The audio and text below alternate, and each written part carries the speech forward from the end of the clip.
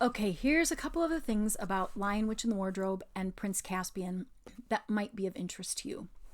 I'm going to start with the order. Lion, Witch, and the Wardrobe first, Prince Caspian number two. There's lots of reasons, but let me give you just a few. In Lion, Witch, and the Wardrobe, when the children first meet Mr. Beaver, he goes like this to them when they're in the woods, when they've come back.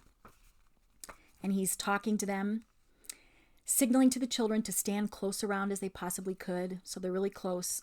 And he says, "They say Aslan is on the move, perhaps has already landed." And now a very curious thing happened. None of the children knew who Aslan was any more than you do. But the moment the beaver had spoken these words, everyone felt quite different. When you read this book, you are not supposed to know yet who Aslan is. Now, some people know because people talk about it, maybe because they've watched a movie, but you are supposed to discover who he is in here. They have no idea that he's a lion until much later when they're at the beaver's house. And they say, "What is he? Who is he?" And they say he's a lion, and then they are nervous about that. So that's one thing. This book makes it very clear that this is the book that you discover who Aslan is in it. When we get to the Magician's Nephew, which is book 6, all of a sudden there's just a lion there and everybody's calling him Aslan, and you're supposed to know who he is. The other thing was in Prince Caspian that we just read, where it said you can read about that in the other book, because when you're in that book, there's only one other book that you could refer to. Okay, so that's just two little things. There's a couple things that were changed. So in the first edition of Lion, Witch, and the Wardrobe, when the children talk about the animals that they might see, Edmund says foxes and Susan says rabbits. But when C.S. Lewis went back to make a couple of changes, he changed it so that Edmund said snakes, which are kind of nasty. If you like them, okay, but they're nasty and slithery.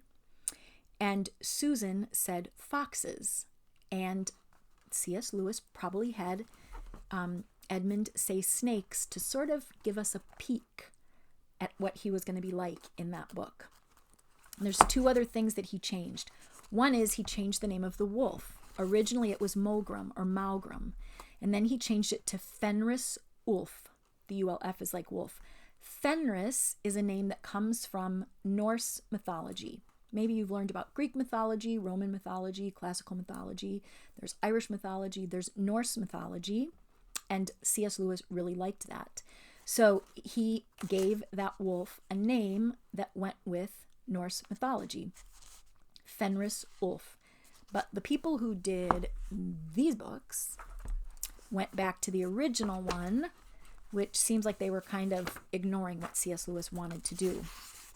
The other thing he changed in there, in chapter 13, it mentions the firestones of the secret hill, which is something he just made up. But he changed it to the trunk of the world ash tree. And that also comes from Norse mythology. There's one other really cool thing about Norse mythology. This is a book called The Poetic Edda. Look at that nice little Scandinavian. This was actually published by the American Scandinavian Foundation. When I went to Purdue University, this was my school. I'm backwards on here. But that's where I did my graduate degrees in medieval language and literature. So we read all of this stuff. There is something called the Poetic Edda, which has some of the Norse mythology in it. And let me read you. This is about something with the Norse gods. This is partway in, and it says, they played games. Some of them say they played chess. Some people translate it, they played on golden tables. When you translate an old language, it can be kind of tricky to do that. But they played with these gold pieces in the meadow. They were merry, and they did not lack for gold at all. And then 3 giants come and destroy everything. And then later, it says, this is after things happen, There afterwards will be found in the grass the wonderful golden pieces, those which they possessed in the ancient times. Do you remember when Susan found the chess piece in Prince Caspian out by the well? That is exactly what that comes from. I think that's very exciting. And here's one last thing. There are 7 books in the Chronicles of Narnia. For a long time, people tried to figure out, was there a secret plan? Did they represent different things? And a lot of people had ideas about it. And about, maybe 10 or 15 years ago, a man named Michael Ward, I think, discovered the secret. Now, if he'd never discovered it, we would have loved the books just as much. And if you hear about the secret and you don't care about it, you're still going to love the books just as much. But it's very interesting. C.S. Lewis was a medievalist, probably a Renaissance guy too, but he read really old books and he knew how people thought back then, or based on what he read. And in the ancient world, in the medieval world, they believed there were 7 planets, only 7, and the sun was a planet and the moon, they thought. And C.S. Lewis loved the way people thought about the world in the Middle Ages. And he wrote a book called The Discarded Image, An Introduction to Medieval and Renaissance Literature. It's a really great book. But one of the things he talks about is that in the heavens, there's these 7 planets. And people believed that each of the planets influenced people in different ways, that they were sort of a deity or a god themselves. Even though they believed in one true God, they believed there was power in the heavens. So C.S. Lewis loved that kind of stuff.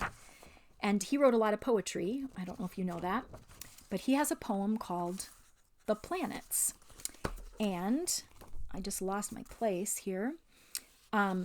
Michael Ward was reading this poem one time and went, wait a second.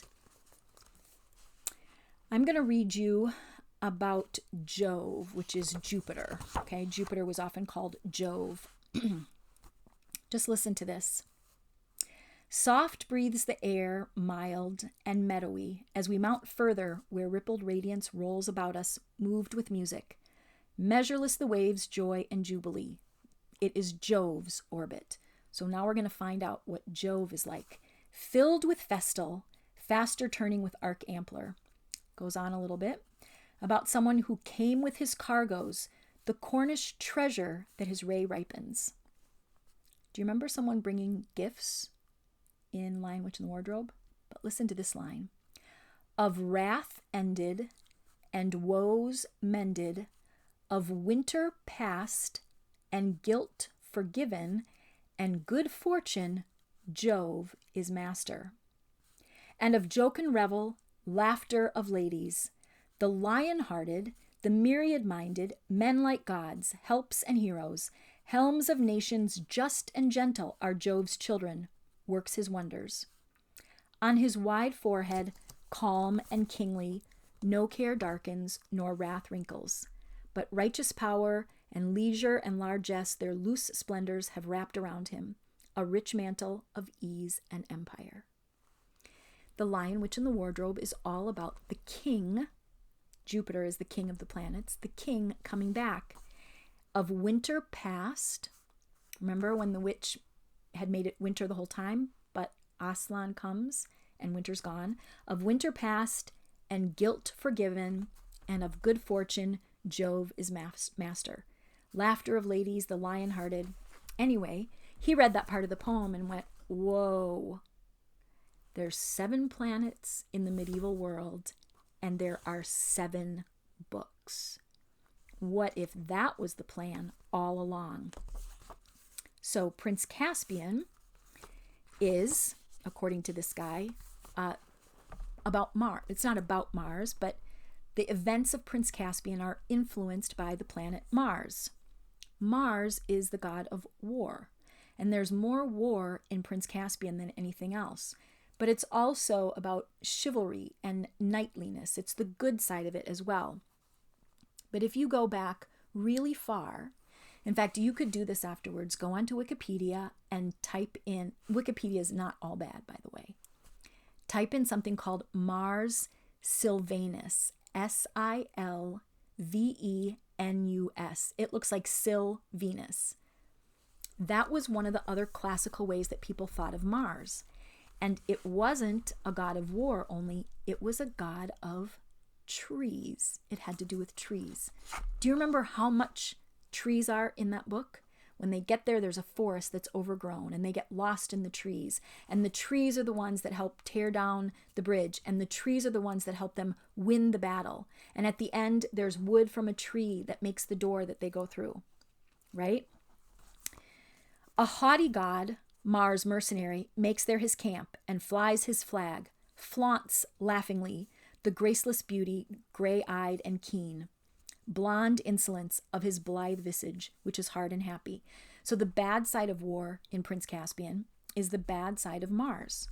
Flaunts laughingly. That's Miraz and his friend, or his friends. It talks about hired gladiators of evil and good. Those are soldiers. It's all one to Mars. It says, the wrong-righted, rescued meekness of trouble in trenches with trees splintered and birds banished, banks filled with gold, and the lyre made lord. It was the wrong king. They had not been good to the trees. The birds had been banished, right? He is cold and strong. Anyway, the theory is, and I think it's true, is that each of the Chronicles of Narnia is influenced by one of the medieval planets. So we had Jove, or Jupiter, in Lion, Witch, and the Wardrobe, Mars in Prince Caspian, and as we read Voyage of the Dawn Treader next, I want you to listen and see if you hear anything that makes you think of what it might be. We have left, let me tell you what the planets all are, okay? Because they're different than our planets today. They didn't have the big telescopes that we have. They obviously hadn't been to the moon. In fact, when Lewis was writing these things, people hadn't been to the moon yet. He actually has 3 books that are about planets, grown-up books. I don't think you have to be a grown-up. That are sci-fi books, science fiction, that where someone goes to another planet. I love those. So the moon is a planet, Mercury, Venus, Sun, Mars, Jupiter, and Saturn. Is that all of them? Saturn, Jupiter, Mars, Sun, Venus, Mercury, and the moon. Those are the 7 planets.